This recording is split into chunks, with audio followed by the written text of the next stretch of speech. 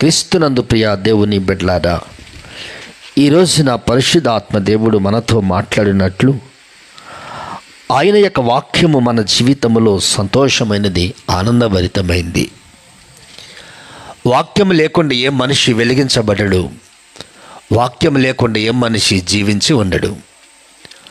అనగా ప్రియులారా, శరీరము జీవించవచ్చేమో కానీ ఆత్మ చనిపోతుంది. ఒక వ్యక్తి వాక్యము కలిగి ఉంటేనే అతని ఆత్మ జీవిస్తుంది. ఏ వ్యక్తిలో దేవుని వాక్యం ఉండదో ఆ వ్యక్తి యొక్క ఆత్మ దీపము ఆరిపోతుంది. అయితే ప్రియులారా, దేవుడు అందుకు మనల్ని పుట్టించలేదు. దేవుడు మనల్ని ఎందుకు పుట్టించాడు అంటే, మన ఆత్మదీపాలు ఒక్క పర్యాయం వెలిగించబడిన తర్వాత అవి ఆరిపోకూడదు. ఎక్కడ వెలిగించాడు మరలా అక్కడికే మన ఆత్మలు చేరుకోవాలి. ప్రియులారా, మన ఆత్మను జీవింపచేయుటకై ఈ వాక్యమే మనతో మాట్లాడుతూ ఉంది. కుమార్తెల గురించి మాట్లాడుతుంది. ప్రాముఖ్యంగా కుమార్తెలు నగరకు చెక్కిన మూలకంబాలు. ఎవరట వాళ్ళు? మీకు కుమార్తెలు ఉంటే కుమార్తెలు ఎవరట? నగరానికి చెక్కిన మూలకంబాలు. ప్రియులారా, కుమార్తె సౌందర్యవంతులు, కుమార్తెలు ఉన్న గృహము ఆనంద నిలయము అని వాక్యమే సెలవిస్తుంది. ఈ రోజున కూడా మనం వింటున్న అంశము రాజకుమార పుత్రిక.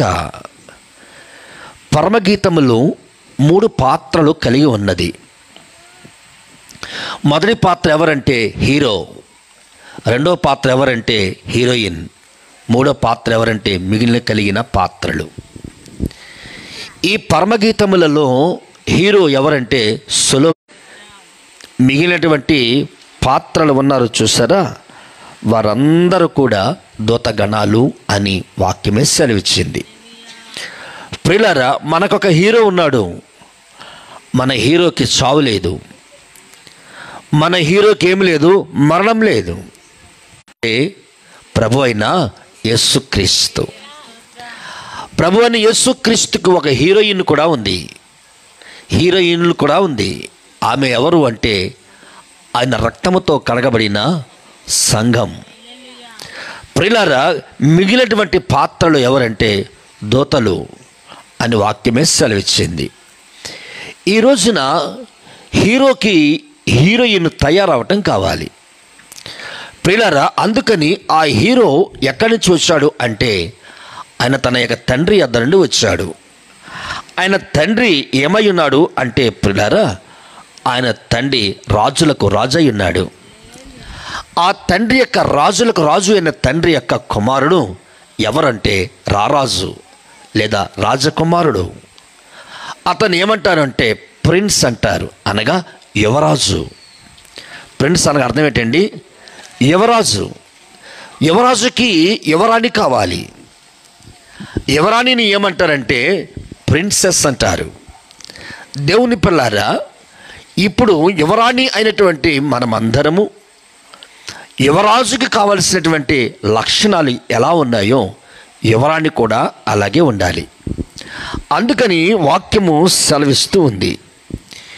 ఈ షూలమితిని వర్ణిస్తూ సొలొమోను ఎలా ఉన్నాడు అంటే 10 విశిష్టమైన గుణాలను ప్రశంసిస్తూ ఉన్నాడు. షూలమితిని గురించి ఎన్ని గుణాలు సెలవిస్తున్నాడండి? 10 గుణాలను ప్రశంసిస్తూ ఉన్నాడు. 10 గుణాలతో ఆమెను పొగడుతూ ఉన్నాడు. 10 గుణాలతో ఆమెను ఎంతగానో వర్ణిస్తున్నాడు. సొలొమోను వర్ణన చూసిన తరువాత, విన్న తరువాత ఆమె కూర్చిన వర్ణన, ఆమెను కూర్చున్నటువంటి విశిష్టత చూడకుండా ఉండలేకపోయారట. సొలొమోనికి ఈ జ్ఞానమును, అనగా షూలమితిని గురించి వర్ణిస్తున్నటువంటి జ్ఞానమును చూడాలని చాలామంది ఆశపడ్డారు. దేవుని పిల్లలారా, మనం గమనించాలి. షూలమితిని గూర్చిన జ్ఞానము ఏ రీతిగా ఉంటుందో అని మాట్లాడుతూ ఉన్నాడు. మన హీరో గారి యొక్క నోరు ఎలా ఉందో చూద్దాం. మన హీరో ఎవరనుకున్నాము? మన ప్రభు అయిన యేసుక్రీస్తు. యేసుక్రీస్తు నోరు ఎటువంటిదో తన కాబోతున్నటువంటి యువరాణి నోరు కూడా అలాగే ఉండాలి. యేసుక్రీస్తు యొక్క నోరు ఎలాంటిది చదువుదాం చూడండి. పరమగీతములు 5వ అధ్యాయము 16వ వాక్యము. పరమగీతములు అతని నోరు అతి మధురము, అతడు అతి కాంక్షణీయుడు. యువరాజు యొక్క నోరు ఎలాంటిదంటండి? అతి మధురం. అతడు మాట్లాడే కొలది వినాలనిపిస్తుంది, అతడు మాట్లాడే కొలది ఇంకా మాట్లాడాలనిపిస్తుంది, అతడు మాట్లాడేంటుంటే ఆపకూడదు అనిపిస్తుంది, అతడు మాట్లాడుతుంటే పగలు తెలియదు, అతడు మాట్లాడుతుంటే రాత్రి ఏమిటో తెలియదు పిల్లారా. అతడు మాట్లాడుతుంటే సూర్యచంద్రులు ఈ లోక కాలము మనకు గుర్తురాదట. అంత మాధుర్యముతో మాట్లాడుతున్నాడు ఆయన. ఆయన మాటలు ఎలా ఉన్నాయంటే ఉప్పు కంటే మాధుర్యముగా ఉంది. ఆయన మాటలు ఎలా ఉన్నాయి అంటే పిల్లారా, ఉప్పు కంటే అతి మాధుర్యముగా ఉన్నాయి. అతి మాధుర్యమైనటువంటి ప్రియుడు తన షొలమితి కొరకై మాట్లాడుతూ ఉంటుంటే ఆ షొలమితి మాటలను వినటానికి ప్రియుడు కూడా ఇష్టపడ్డాడు. అయితే షొలమితి మాటలు కూడా ఎలా ఉన్నాయో ఇక్కడ విందామండి. 7వ అధ్యాయము పరమగీతములు 7వ అధ్యాయము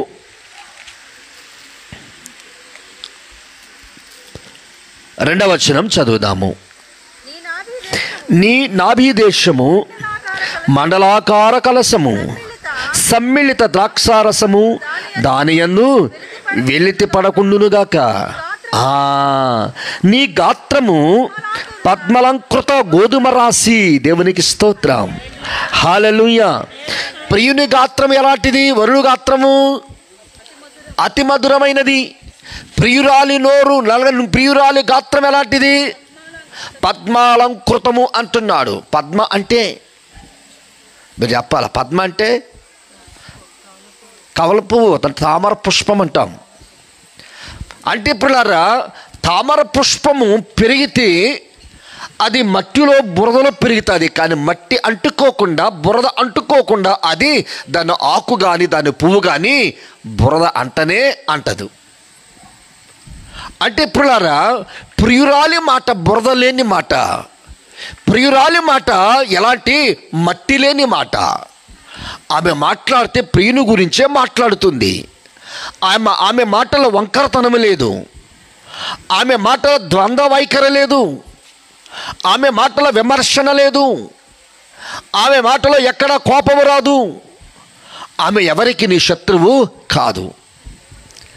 అందువలన ప్రియుడైన యేసుక్రీస్తు షొలమితి అంటే ఇష్టపడ్డాడు. పగవారు లేరు, శత్రువులు లేరు ఆమెకు. ఆమె గాత్రము ఎలాంటిదంట? పద్మాలంకృతమైనది. అంతటి పద్మాలంకృతమైనటువంటి గాత్రముతో ప్రియుని గూర్చి పాడుచున్నది. మనకు ఎలాంటి స్వభావమున్నా మనం ప్రియుని గూర్చి పాడాలి. ఎలాంటి స్వభావముతో మనల్ని దేవుడి లోకమును నిలవబెట్టినా మనకిచ్చిన తలాంతులను మనము బుట్ట కిందైనను కొంచెమ కిందైనను పెట్టకుండా, మంచమ కిందైనను పెట్టకుండా దేవుని కొరకు ఉపయోగించాలి. మనకిచ్చిన నోరు లేక మనకిచ్చిన గాత్రము దేవుని చూసే పాడాలి, కానీ మనుషులు చూసి పాడకూడదు. మనుషులను చూసి పాడేవాడు దేవుని యొక్క ప్రత్యక్షతను కోల్పోతాడు. మనుషులు చూసి పాడేవాడు దేవుని యొక్క వెలుగును కోల్పోతాడు. మనుషులు చూసి పాడేవాడు దేవుని యొక్క సంఘములో అతడు ఎంత మాత్రం కొనియాడబడడు. పాట పాడేవారందరూ దేవుని బిడ్డలై ఉండాలి. పాట పాడేవారందరూ దేవుని కుమార్తె అయి ఉండాలి. పాట పాడేవారందరూ దేవునికి షొలమితి వంటి వారే ఉండాలి. మన పాట పాడుతుంటే ఎవరి వలె ఉన్నాము? ఎవరి వారి వలె ఉన్నాము? షొలమితి గాత్రము ఎలా ఉంది? షొలమితి యొక్క స్వరము ఎలాగూ ఉంది? షొలమితికి ఉన్నటువంటి స్వరము ఎలాగూ ఉందంటే పద్మాలంకృతమైనది. పిల్లారా, బురద లేని గాత్రము, మట్టి అంటని గాత్రము, ఈ లోక పాపము అంటని గాత్రముతో దేవుని గూర్చి పాడుచున్నది. ఆమె పాడుచున్నప్పుడు గర్వమైనను, ఆమె పాడుచున్నప్పుడు అతిశయమైనను కనిపించలేదట. దేవునికి స్తోత్రం చెప్పండి. హల్లెలూయా, హల్లెలూయా. కాబట్టి పిల్లరా, దేవుని సన్నిధిలో మనం పాడుచున్నప్పుడు దేవుని గూర్చిన పాట పాడుతుండగా దేవుని స్వరమే మనకు వినబడాలి. హల్లెలూయా. షులమితిని గురించి సొలొమోను ఎలా చూస్తున్నాడు అంటే 6 సూచనలతో ఆమెను చూశాడట. ఎన్ని సూచనలు? 6 సూచనలు. దేవుని పిల్లారా, ఎందుకు 6 సూచనలే ఆమెకు ఇస్తూ వర్ణిస్తున్నాడు అంటే పిల్లారా, షులమితి అనేటువంటి సంఘము నరుని యొక్క శరీరమును ధరించినదై ఉంది. సంఘము శరీరము ధరించింది గనక ఆ సంఘము క్షయమైపోవాలి, అక్షయమైన శరీరముతో తిరిగి జన్మించాలి. ఎంతమందికి అర్థమైంది? దేవుని స్తోత్రం చెప్పండి. సంఘము క్షయమైన శరీరమును ధరించింది. అక్షయమైనటువంటి శరీరమును ధరించుకోవడం కోసం క్షయమైనటువంటి ఈ శరీరాన్ని ఏం చేయాలట? నలగగొట్టాలి. ఏం చేయాలి? నలగొట్టాలి అంటే విడిచిపెట్టాలి. ఈ క్షయమైన శరీరము ఏనాటికైనా విడిచిపెట్టాలి. ఈ క్షయమైన శరీరమును మనం అలంకరించుకుంటున్నామే, ఈ క్షయమైన శరీరమును మనకి ఇష్టం వచ్చినట్లు నడిపించుకుంటున్నామే. ఈ క్షయమైన శరీరమును ఇతరులకు నచ్చినట్లుగాను, నీకు నచ్చినట్లుగాను, నీ కుటుంబానికి నచ్చినట్లుగాను ఈ క్షయమైన శరీరాన్ని ఎప్పటికప్పుడు మలుచుకుంటున్నామే. ఎప్పటికైనా ఎన్ని మార్లు మలుచుకున్నా, ఎంత అందముగా తయారైనా దీన్ని ఒకనాటికి విడిచిపెట్టాలి. అంటే సంఘము ఎలా ఉండాలి అంటే అక్షయమైన దాన్ని ధరించాలి. మర్త్యమైనది కాదు, అమర్త్యతను ధరించుకోవాలి. దేవుని వాక్యం సెలవిస్తుంది ప్రియులారా, 6 సూచనలతో షులమితిని వర్ణించాడు. 6 వర్ణనలు షులమితికి చూపిస్తున్నాడు. 6 విశిష్టమైనటువంటి సూచనలు షులమితిని గురించి మాట్లాడుతున్నాడు. అంటే ప్రియులారా, షులమితి మీద సొలొమోనుకి ఉన్నటువంటి ప్రేమ ఎంత అతి మాధుర్యము, దాన్ని వర్ణించలేము. సూర్యుడు గతించిపోతాడు, చంద్రుడు గతించిపోతాడు, ఈ భూమి గతించిపోతుంది, ఆయన ప్రేమ ఎప్పటికీ గతించదు. అంత శాశ్వతమైన ప్రేమతో షులమితిని ప్రేమిస్తున్నాడు. క్రీస్తునందు ప్రియులారా, ఈ 6 అనేది ప్రియులారా సృష్టికి మూల కారణమై ఉంది. 5 రోజులు తండ్రి అయిన దేవుడు కష్టపడి సృష్టిని చేసి ఈ సృష్టి అంతటిని అనుభవించటానికి తన పోలికలో తన స్వరూపమందు నరుని చేశాడు. అందువల్ల దేవుడు నరుని చేసిన దినము 6వ రోజు. అందుకని సంఘము ఎన్నో రోజులు కలిగి ఉన్నది? 6వ రోజును కలిగి ఉన్నది సంఘం. అందుకని షులమితిని పోలినటువంటి ఈ సంఘము, ఈ సంఘానికి ఎన్ని సూచనలు ఇచ్చాడు సొలొమోను? 6 సూచనలతో ఈ సంఘాన్ని నడిపించటానికి సొలొమోను ఇష్టపడ్డాడు. దేవునికి స్తోత్రం, హల్లెలూయా. చదువుదామా ఆ 6 సూచనలు ఎలా ఉంటాయో? 1వ అధ్యాయము 1వ వచనము. పరమగీతములు 1వ అధ్యాయము 1వ వచనము.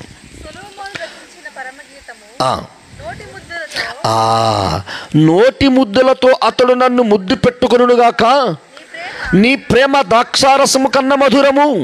దేవునికి స్తోత్రం. దేవుని ప్రేమ ద్రాక్షారసము కన్నా, వరుని ప్రేమ ద్రాక్షారసము కన్నా మధురమైనది. ప్రపంచంలో ద్రాక్షారసానికి ఉన్నటువంటి మాధుర్యము దేనికి లేదు. అందుకనే చూడండి, అలా అంటున్నానని ఏమనుకోకండి. మందు వేసినోడు మరలా మందు కోసం పరిగెడతాడు, అనే కదా, ఖచ్చితంగా పరిగెడతాడు. దాని మాధుర్యం అలాంటిది. కరెంటు చాక్ కొడితే ఎలా ఉంటుందో విడిచిపెట్టకుండా ఉంటుంది. ఎవడన్నా వచ్చే కర్రతోనో లేదా ఏదైనా ప్లాస్టిక్ సామాను కర్రతోనో కొడితే అప్పుడు విడిపించబడతాడు. అంతటి ఘనమైన ప్రేమతో సొలొమోను షులమితిని ప్రేమించినట్లు యేసుక్రీస్తు వారు కూడా సంఘాన్ని ప్రేమిస్తున్నాడు. అది విడదీయరాని బంధం. నువ్వైనను మారిపోతున్నావేమో కానీ, నీ బాప్తిస్మను మర్చిపోతున్నావేమో కానీ, నీ సంఘమును మర్చిపోతున్నావేమో కానీ, నీ విశ్వాసులను మర్చిపోతున్నావేమో కానీ, నీ ప్రేమలో చల్లారిపోయామేమో కానీ, నా దేవుని ప్రేమ మాత్రము చల్లారలేదు. మనం ఎన్ని మార్లు పాపము చేసినా, ఎన్ని మార్లు దోషభరితమైనటువంటి జీవితాన్ని లోకములో కలిగి ఉన్నా, ప్రతి పర్యాయము ప్రభు మనలను క్షమిస్తూనే ఉన్నాడు.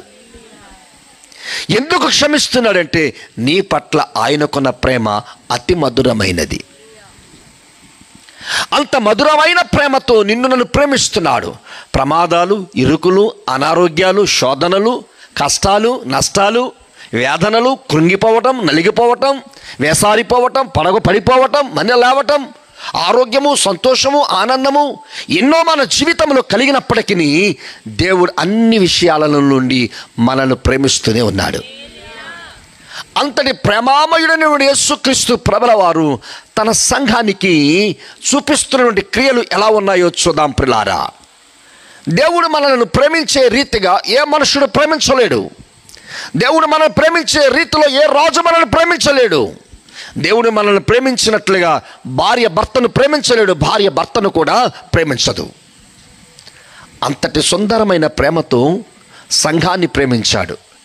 ఆ సంఘమట పాపములో కూరుకుపోయి లేవలేక పడిపోయి దొర్లుతూ ఉన్నప్పుడు, ఎక్కడ పాపములో దొర్లుతూ ఉన్నప్పుడు ఆ పాపములో దొర్లుతున్న సంఘాన్ని లేవనెత్తి తన ప్రక్కన నించోపెట్టుకోవటానికి, లేదా తన ప్రక్కన కూర్చోబెట్టుకోవడానికి, తన సింహాసనం ప్రక్కన కూర్చోబెట్టుకోవటానికి ఆ ప్రభువే తన్ను తాను తగ్గించుకొని రిక్తుడైపోయి తన్ను తాను తగ్గించుకొని రిక్తుడైపోయి శిల్వ మరణమును పొంది సమాధి చేయబడి తిరిగి 3వ దినాన్ని లేస్తే నీవు నేను ఆయన ప్రక్కన ఈ రోజున కూర్చుంటున్నాం. అంతగా ప్రేమించాడు ఆయన. క్రీస్తునందు పిల్లారా, మన జీవితమందు కూడా దేవుడు ప్రేమించే దేవుడు. ఎలాంటి దేవుడు అంటే ప్రేమించే దేవుడు. అందుకని పిల్లారా, దేవుడు మన బిడ్డలను ఎలా చూడాలనుకుంటున్నాడు అంటే రాజకుమార పుత్రిక. ఎలాగంట? రాజకుమార పుత్రిక. రాజు ఎవరు, కుమారుడు ఎవరు, పుత్రిక ఎవరు? దేవుడి పిల్ల రాజు అంటే మన తండ్రి యెహోవా దేవుడు, కుమారుడు అనగా మన ప్రభు అయిన యేసుక్రీస్తు. పుత్రిక అనగా అర్థం ఏమిటో తెలుసా? రక్తముతో కడగబడినది. రక్తముతో కడగబడిన దానిని పుత్రిక అంటారు. ఏ డిక్షనరీ చూసుకోపోయి రక్తముతో కడగబడని దానిని పుత్రిక అనరు. రక్తముతో కడగబడిన దానిని పుత్రిక అంటారు. ఏ రక్తము? మేకల రక్తమా? కాదే. గొర్రెల రక్తమా? కాదు. మరి ఏ రక్తముతో కడగబడితే ఆ యొక్క కుమార్తె పుత్రిక అవుతుంది? పాపము లేనివాడు, పాపము లేనిదై, పాపరహితుడై ఈ లోకమునకు కామ క్రోధ మదమత్సరములు లేనిటువంటి యేసుక్రీస్తు ఒక్కడే రక్తాన్ని చిందించటానికి అర్హుడయ్యాడు. ఆ రక్తముతో కడగబడిన సంఘము రాజకుమార పుత్రికైంది. ఈ దినాన మనము రక్తముతో కడగబడిన మనమందరము పుత్రికలము అనగా పెండ్లికి అలంకరించబడిన కన్యక. వరుడైన యేసుక్రీస్తు కొరకై అలంకరించబడిన కన్యక. ఈ కన్యకను బట్టి మాట్లాడుతూ ఉన్నాడు. దేవునికి స్తోత్రం, హల్లెలూయా. క్రీస్తునందు ప్రియ దేవుని బిడ్డలారా, మనము మన జీవితముల యందు నివసిస్తున్నామే. సొలొమోను హీరో అయితే సంఘం ఏమైపోయింది? యేసుక్రీస్తు హీరో అయితే సంఘం ఏమైంది? హీరోయిన్ అయిపోయింది. చూసారా? దేవుడు తన యొక్క సంఘాన్ని సిద్ధం చేసుకునేటువంటి స్థితి, దేవుడు తన సంఘాన్ని ఏర్పరచుకున్నటువంటి స్థితి, దేవుడు తన సంఘాన్ని పిలుచుకున్న స్థితి ఎలాంటిది అంటే ప్రియులారా, తన ప్రక్కన కూర్చోపెట్టుకోవడానికి అర్హురాలను చేశాడు. ఏ అర్హత మనకి లేదండి. ఈ భూమి మీద మనకు ప్రభు యొక్క ప్రక్కన కూర్చోవటానికి ఏ అర్హత లేని వారిమైన మనల్ని అర్హత కలిగిన వానిగా చేశాడు. ఎంత గొప్ప దేవుడండి! అర్హత లేని మనల్ని అర్హత కలిగిన వారిగా మనల్ని సిద్ధం చేసుకుని తన ప్రక్కన కూర్చోబెట్టుకున్నాడు. బైబిల్ పరిశుద్ధ గ్రంథములో మొదటి యువరాణి ఎవరు? మిమ్మల్ని ప్రశ్న మీకే. బైబిల్ పరిశుద్ధ గ్రంథంలో మొదటి యువరాణి ఎవరు? అవ్వ యువరాణి అయితే శాపం ఎందుకు పొందుకుంటుంది? ఆలోచించండి. Why did he cursing in Eden garden? దేవుని పిల్లరా ఆలోచించండి. అర్ష యువరాణి కాదు, ఎప్పటికీ కాదు. దేవుని పిల్లారా, ఇక యువరాణి ఎవరు అంటే, దేవుడు ఒక జంటను ఏర్పాటు చేసుకుని ఆ జంటను విశ్వాసంలో నడిపిస్తుండగా, ఆ విశ్వాసంలో నుండి తప్పిపోకుండా శోధనలు, ఇరుకులు, శ్రమలు ఎన్ని ఎదురైనప్పటికీ విశ్వాసంలోనే నడుచుకుని విశ్వాసంలోనే చనిపోవటానికి సిద్ధపడిన జంట ఎవరదు అంటే అబ్రాము, షారాయి. ఎవరండి వాళ్ళు? అబ్రహాము కాదు, అబ్రాము, షారాయి. దేవుని బిడ్డలారా, ఆలోచించండి. దేవుడు వారి విశ్వాసమును బట్టి దేవుడు ఏమి చేస్తాడంటే వాడి పేర్లు మార్చాడు. ఏం చేశాడండి? పేర్లు మార్చాడు. అబ్రాముకేమో హా తగిలించాడు, షారాయికేమో ఈ తీసి పాడేశాడు. సరే, అబ్రహాముకి ఒకటి ఎక్స్ట్రా పెట్టాడు, షారాయికి ఎక్స్ట్రా ఉన్నదాన్ని తీసేసి. ఇప్పుడు మీకోసమే చెప్తున్నాను, మీలో ఏదైనా ఎక్స్ట్రా ఉంటే ఈ రాజ్యం తీసేయండి. అర్థమైందా మీకు? ఈరోజు మీలో ఏ ఇగో ఉందో, ఈరోజు మీలో ఏ సెన్సెస్లు ఉన్నాయో, ఈరోజు మీలో ఎలాంటి సెంటెన్సెస్లు ఉన్నాయో అవన్నిటిని ఏం చేయాలి? ఇప్పుడు ఎక్స్ట్రా ఉన్నవన్నీ తొలగించేయాలి. షారాయికి ఎక్స్ట్రా ఏముందంటే ఈ ఉంది. ఆ ఈ ఉన్నంత కాలము అబ్రహాము ఎప్పుడూ కూడా భర్తగా పరిగణించలేకపోయాడు. ఈ ఉన్నంత కాలము అబ్రహాము ఓడిపోయాడు. ఈ ఉన్నంత కాలము షారాయిదే గొప్పది, షారాయి మాటే గొప్పది, షారాయి మాటే చెల్లుతుంది, షారాయి మాటే అక్కడ చెల్లి. ప్రభుల పిల్లరా, ఆ కుటుంబానికి ఆమె మాట వేదవాక్కైపోయింది. అది చూసిన దేవుడు భార్యకు భర్త ఎవరండి? భార్యకు భర్త ఎవరు అమ్మా? ఏం కాడా? కిరీటము. భార్యకు భర్త ఎవరండి? ఆ కిరీటము. ఆ కిరీటానికి సాదృశ్యముగా మనమంటే ఇక్కడ దక్షిణ ప్రాంతాల్లో అది చూపించం, కానీ ఉత్తర ప్రాంతాల్లోకి వెళితే గనక ప్రతి స్త్రీ కూడా ముసుగు వేసుకునే ఉంటారండి వాళ్ళు. మీరు ఢిల్లీ వెళ్ళండి, ఉత్తరప్రదేశ్ వెళ్ళండి, బీహార్ వెళ్ళండి, ఆ ప్రాంతాల్లో ఉన్నటువంటి ప్రజలు మరి ఏం వేసుకుంటారంటే వాళ్ళు చీర కట్టుకున్నా కానీ ముసుగు మాత్రం వేసుకుంటారు. ప్రియులారా, ఒకవేళ ఇంటి పనిలో ఉండి పురుషులు లేనప్పుడు ఎప్పుడైనా తీసి దాన్ని ఒక చోటగా భుజాలు కప్పుకుని ఉంటారేమో, కానీ ఇంటిలో పురుషుడు అన్నంత కాలము, బయటకు వచ్చినప్పుడు పురుషులు కనిపించినంత కాలము ముసుగు తొలగించరు వాళ్ళు. ఎందుకో తెలుసా? ముసుగు తన భర్తకు అలంకారము. అందువలన ప్రతి స్త్రీ కూడా ఏమి ధరించాలి అంటే పిల్లరా, ముసుగు వేసుకోవాలి. ఏం వేసుకోవాలండి? ముసుగు వేసుకోవాలి. ఎప్పుడైతే షారాయికి ఉన్నటువంటి ఈని దేవుడు తొలగించాడో ఆమె ఏమైందో తెలుసా? షారా అయింది. షారా అను మాటకు అర్థము యువరాణి. షారా అను మాటకు అర్థం ఏంటండి? యువరాణి. యువరాణిగా ఎవరైనా ఉండాలి అంటే గనక ఎక్స్ట్రా ఉన్నాయని తొలగించేయాలి. యేసు నామములో తొలగించాలి. యేసు నామములో ప్రభువు పెట్టిన పేరుతో దేవుని సన్నిధిలో ప్రతిష్ఠించబడాలి. ఏ పేరుతో అయితే ప్రతిష్ఠించబడ్డావో ఆ పేరుకు ఏ విధమైన తోక ఉండకూడదు. ఎందుకో తెలుసా? నువ్వు ప్రభువు కొరకు ప్రతిష్ఠించబడ్డావు. ఎవరి కోసమండి? మనం ఎవరి కోసం బ్రతకాలి? ఎవరి కోసం సిద్ధపడాలి? ఎవరి కోసం తయారవ్వాలి? ఎవరి కోసం ఎదురు చూడాలి? ఎవరి దగ్గర కూర్చోవాలి? మనము యేసుక్రీస్తు ప్రభు కొరకే. క్రీస్తునందు ప్రియ దేవుని బిడ్డలారా, షారా ఏమైందంటే పిల్లరా, యువరాణి అయ్యింది. ఏమైపోయిందండి? యువరాణి అయిపోయింది. లండన్లో ఒక యువరాణి ఉండేది. ఎంతమంది తెలుసు? చదువుకునే పిల్లలకు తెలుస్తుంది. టీచర్ ఎక్కడ? లండన్లో యువరాణి ఉండేది. ఎవరు? చచ్చిపోయిందిలే. అలా ప్రిన్సెస్ ఎవరు? డయానా. ఎవరావిడి? డయానా. డయానా ఎన్ని పెళ్ళిళ్ళు చేసుకుందో తెలుసా?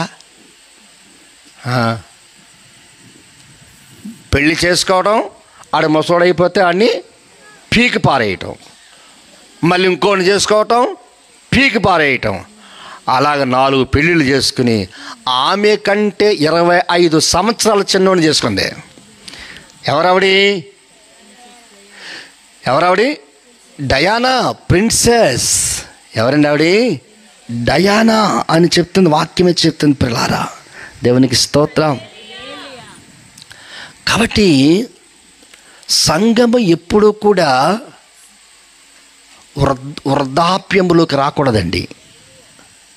సంఘం ఎప్పుడు కూడా యవనత్వాన్ని కలిగి ఉండాలి. అందుకనే 103వ కీర్తన 5వ వచనం చదవండి ఒకసారి. 103వ కీర్తన 5వ వచనము. అసలు అందరికి వచ్చిన మాట. ఇది చూసిన తర్వాత ఇదా అది తెలిసిందా? పక్షిరాజు యవ్వనము వలె నీ యవ్వనము క్రొత్తదగుచున్నట్లు. అంటే సంఘము ఎలా ఉండాలి? పక్షిరాజు యవ్వనము వలె ఉండాలి. మీకు అర్థమైందా? మన యొక్క ఆత్మలు ఎలా ఉండాలంటే పక్షిరాజు యవ్వనము వలె ఉండాలి. నీ శరీరముతో దేవుడు మాట్లాడటలేదు సుమి, దేవుడు నీ ఆత్మతో మాట్లాడుచున్నాడు. ఆత్మతో ఏమంటున్నాడు ప్రియులారా? ఆత్మతో మాట్లాడువాడు ఆత్మతో ఏమంటున్నాడు అంటే నీ ఆత్మ పక్షిరాజు యవ్వనము వలె ఉండాలి. ఎందుకో తెలుసా? పక్షిరాజుకి వృద్ధాప్యం వచ్చినప్పుడల్లా ఏం చేసేది? అది రాయికెళ్ళి బండకెళ్ళి బాదుకొని జుట్టంతా పీక్కొని ఎత్తైన కొండ మీదకి వెళ్ళి శిఖరము మీద ఎక్కి దానికి ఉన్నటువంటి రక్తానంతా కార్చి దేవుని కోసం, యవ్వనము కోసం దేవునికి మొరపెడుతుందంట. దేవుడు మరలా తన వృద్ధాప్యములో నుంచి ఏం చేస్తున్నాడు? దాన్ని ట్రాన్స్ఫార్మ్డ్ అంటే మార్పు కలిగజేసి దాన్ని నిత్య యవ్వనములోనికి మారుస్తున్నాడు. సంఘము కూడా నిత్య యవ్వనములో ఉండాలి. యూట్యూబ్లోనూ ఒక ముసలావిడ పాట పాడుతుంది, ఏదో ఆవిడ పేరు మర్చిపోయారు, మార్తమ్మ గారు. పళ్ళుండవు, కళ్ళు సరిగ్గా కనపడవు, కళ్ళు కూడా పుసులు కారుతూ ఉంటాయి. పాట పాడినప్పుడల్లా బొక్కు తవళ్ళవు. ఏమ్మా, ఏ పాట అయినా చూడకుండానే పాడుతుంది. ఆమె నివసించేది చిన్న గుడుసు. ఇప్పుడు గుడుసు పోయింది, పాట పాడినందుకు ఏం పోయింది? గుడుసు పోయింది. పాట పాడినందుకు పేదరికం పోయింది. పాట పాడినందుకు దారిద్ర్యం పోయింది. అనేక మంది మిషనరీస్ వెళ్ళి ఆమెను ఎంతగానో ఘనపరిచారు. దేవునికి స్తోత్రం. దేవుణ్ణి స్తుతిస్తే నీవు కూడా ఘనపరచబడతావు. దేవుణ్ణి స్తుతిస్తే దేవుడు నీకు కూడా గొప్ప ఆశీర్వాదాన్ని పంపిస్తాడు. నలుమూలల నుంచి ఎక్కడి నుంచి పంపిస్తాడట? నలుమూలల నుంచి దేవుని ఆశీర్వాదం నీ కొరకు వస్తుంది. నలుమూలల నుంచి నీ కొరకు వెతుక్కుంటూ వస్తారు. నలుమూలల నుంచి నీ అడ్రస్ కొరకే కనిపెడతారు.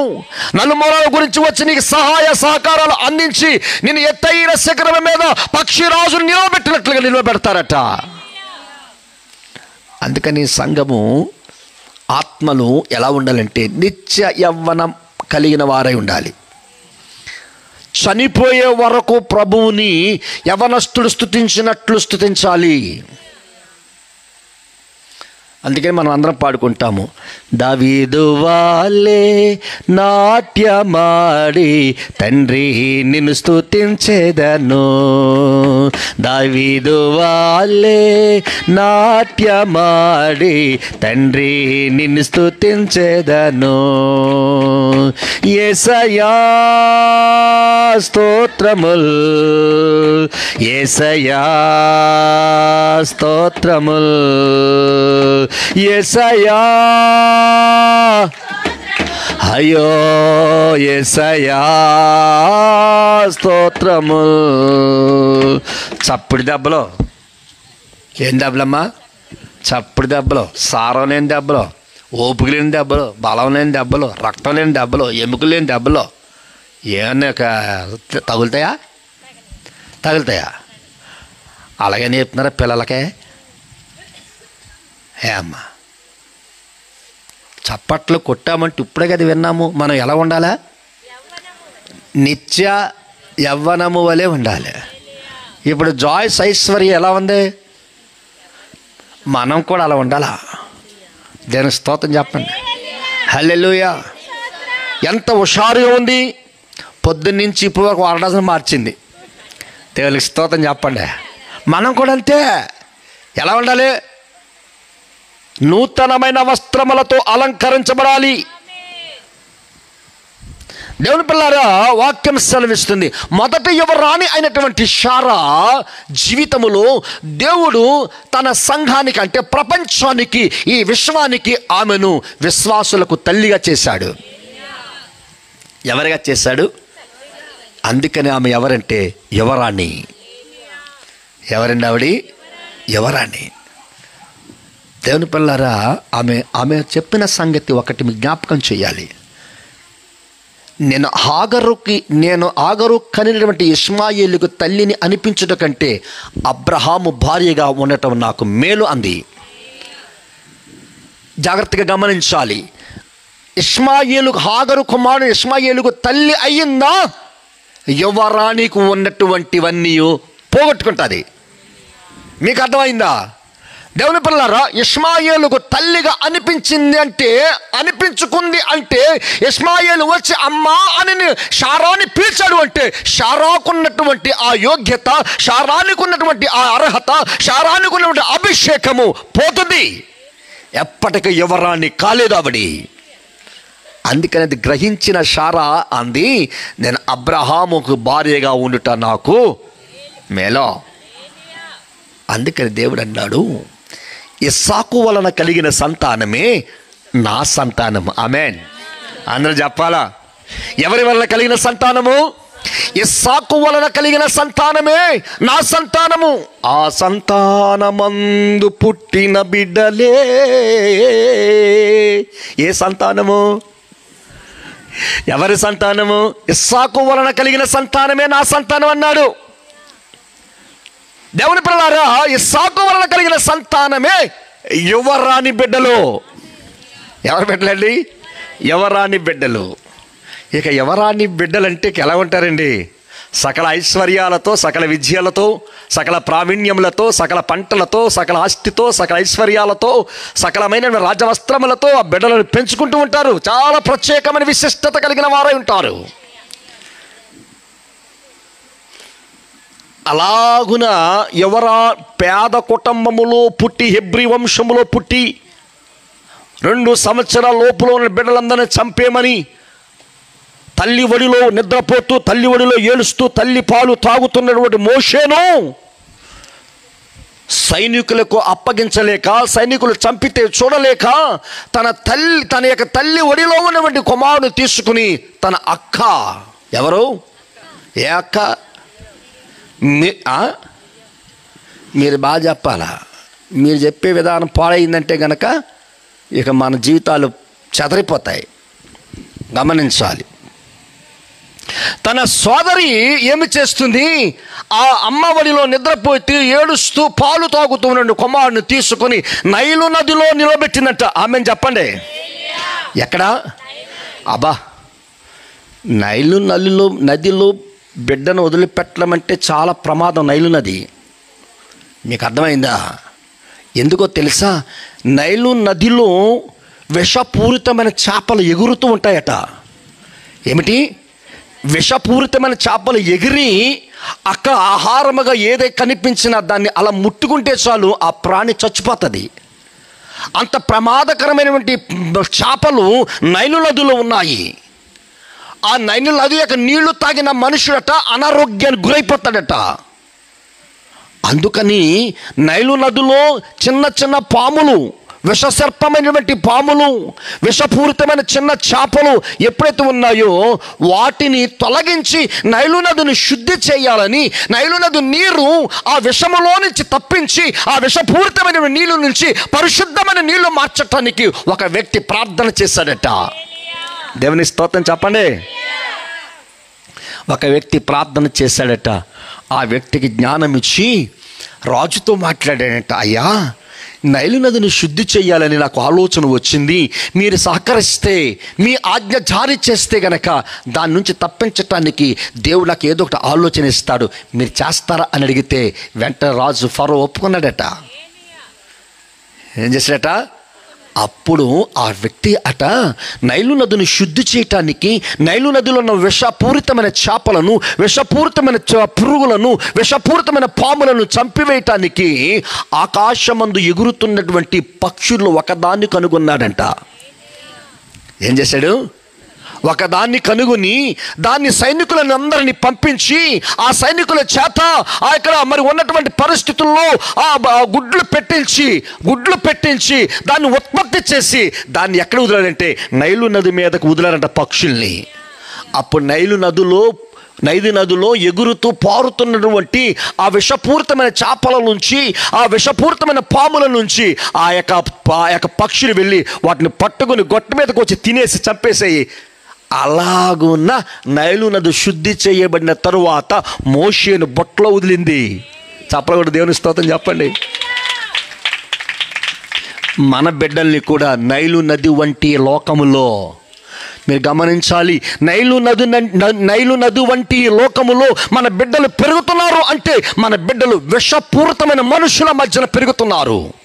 మన బిడ్డలు విషపూరితమైన చేపల మధ్యన బ్రతుకుతున్నారు పిల్లారా. అలాంటి వారి మధ్య మన పిల్లలు బ్రతుకుతుండగా మన పిల్లల్ని జాగ్రత్తగా కాపాడవలసిన బాధ్యత ఎవరిదంటే ప్రతి తల్లిది, ప్రతి తండ్రిది. దేవునికి స్తోత్రం చెప్పండి. హల్లెలూయా. క్రీస్తునందు ప్రియ దేవుని బిడ్డలారా, దేవుని వాక్యం సెలవిస్తుంది ఈ రోజున ఆ యొక్క బుట్టలో, జమ్ము పెట్టెలో, కీలు పూసిన జమ్ము పెట్టెలో, నీరు ప్రవేశించినటువంటి ఆ జమ్ము పెట్టెలో ఆ బాలుడైన మోషేను అందులోకి పెట్టినప్పుడట మోషే నీటిలో ప్రయాణం చేస్తూ అక్క గట్టు మీద ప్రయాణం చేసిందంట.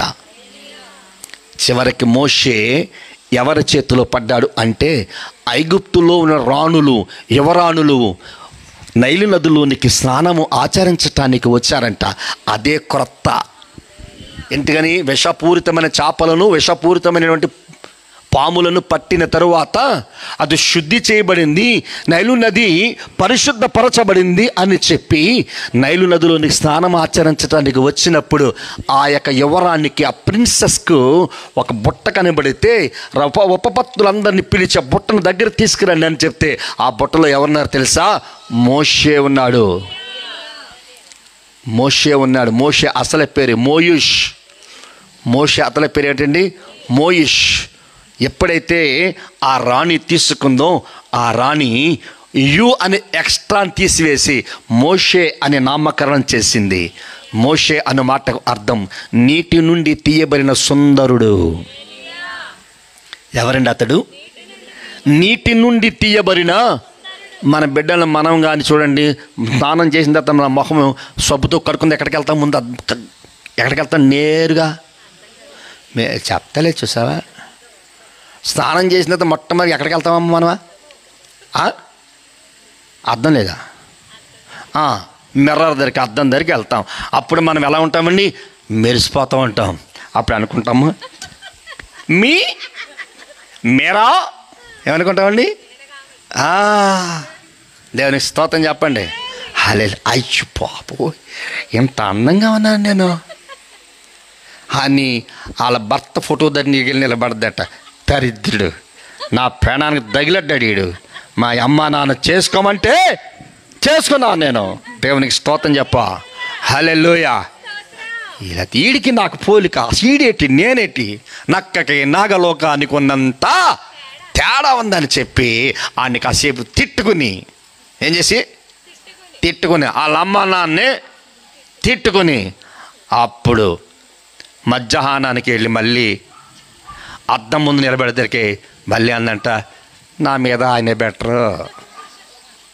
ఏమంటుంది? నా మీద స్నానం చేయకపోయి ఒకలానే ఉన్నాడు, స్నానం చేసినా ఒకలాడు. నేను స్నానం చేసినాడు పెద్ద అందగత్త అనుకున్నాను. నా అన్నమంతా మధ్యాహ్నం తెలిసింది. దేవునికి స్తోత్రం. హల్లెలూయా.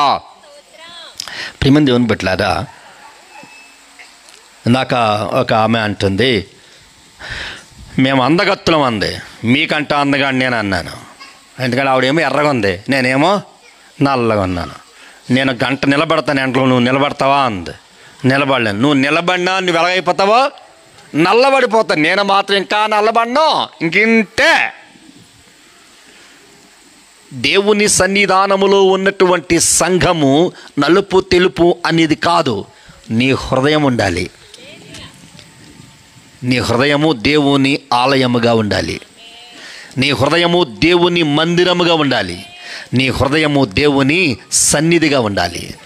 ఎవరాని సమక్షములో పెరిగినటువంటి మోషే దేవుని పిల్లలారా 40 సంవత్సరాల యవ్వన ప్రాయములో ఉండి సకల విద్యలు నేర్చుకుని ఐగుప్తు యొక్క ఐశ్వర్యాన్ని కలిగిన వాడై దేవుని చేత పిలువబడ్డాడు. దేవుని మొదటి యువరాణి ఎవరు? షారాయి కాదు, షారా. రెండవ యువరాణి ఎవరు? ఐగుప్తు యొక్క రాణి. ఆ రాణి యొక్క సమక్షంలో పెరిగినవాడు మోషే. దేవునికి స్తోత్రం చెప్పండి. బైబిల్లో ఉన్నటువంటి మూడవ యువరాణి ఎవరు అని అడిగితే ఈ పరమగీతాలు చెబుతుంది, మూడవ యువరాణి సంఘం. ఎవరట? సంఘం. ఈ మూడవ యువరాణి సంఘం. మొదటి యువరాణి అబ్రహాముకు భార్య అయిపోయింది, రెండవ యువరాణి ఫరోకు భార్య అయిపోయింది, మూడవ యువరానికి వివాహము కాలేదు. అందుకని యోహాను సువార్త 2వ అధ్యాయం 1వ వచనం చదవండి. యోహాను సువార్త 2వ అధ్యాయం 1వ వచనము. యోహాను సువార్త 2వ అధ్యాయం 1వ వచనము. మూడవ దినమున జరిగినది ఏమనగా, చాలు తల్లి, మూడవ దినమున జరిగినది ఏమనగా, మొదటి దినము జరిగింది పెళ్ళి, రెండవ దినమున జరిగింది పెళ్ళి, మూడవ దినాన జరుగుతుంది వివాహము. మొదటి దినాన్ని జరిగిపోయింది ఎవరెవరికని? ఆదాముకిని హవ్వకు జరిగిపోయింది. రెండవ దినాన్ని ఎవరికి జరుగుతుంది? మనకు జరుగుతుంది. రెండవ దినాన్ని ఎవరు జరుగుతుందమ్మా అంటే ఇప్పుడు ప్రపంచము ఏ రోజున ఉందంటే రెండవ రోజులో ఉంది. ఇక మనకు మూడవ రోజు రాబోతుంది. ఆ మూడవ రోజున ఆకాశం ఉండదు, ఆ మూడవ రోజున భూమి ఉండదు, ఆకాశము భూమి లయమైపోతాయి, క్రొత్త ఆకాశము క్రొత్త భూమి యందు వివాహము జరుగుతుంది. ఎవరెవరికి జరుగుతుందంటే ప్రభు అయిన యేసుక్రీస్తుకును యువరాణి అయినటువంటి సంఘానికి వివాహం జరుగుతుంది. ఆ వివాహానికి బాల్యము నుండే మన బిడ్డల్ని పెంచాలి. ఆవిడ ఎవరు అంటే రాజకుమార పుత్రిక. ఆమె ఎవరండి? రాజకుమార పుత్రిక. రాజకుమార పుత్రికకు వివాహము కాలేదు. రాజకుమార పుత్రికకు ఏమి కాలేదు? వివాహము కాలేదు. దేవుని బిడ్డలారా, ఐషుని వారి తల్లిదండ్రులు ఎలా పెంచాలి అంటే ప్రేర రాజకుమార పుత్రిక వలె పెంచాలి. ఎలా పెంచాలి? రాజకుమార పుత్రిక వలె పెంచాలి, రాజుల బిడ్డల వలె పెంచాలి. మన బిడ్డలకు ఏ లోటు కానివ్వం, మన బిడ్డలకు కొరత రానివ్వం, మన బిడ్డలకు ఎలాంటి కొదువ రానివ్వం. మన బిడ్డను రాజకుమారుల వలె పెంచాలి, కుమార్తెల వలె పెంచాలి. అలాగ మన బిడ్డల్ని పెంచి ఎవరి కోసం పెంచాలి అంటే మన ప్రభు అయిన యేసు కోసం పెంచాలి. ఆయన మరలా రాబోతున్నాడు. ఎవరి కోసం రాబోతున్నాడు? యువరాణి కోసం రాబోతున్నాడు. ఎవరి కోసం రాబోతున్నాడు? ఎవరి కోసం? రాజపుత్రిక కోసం రాబోతున్నాడు. రాజకుమార పుత్రిక కోసం మరలాని వస్తున్నాడు. పిల్లారా, ఆయన వచ్చినప్పుడు మనం అందరము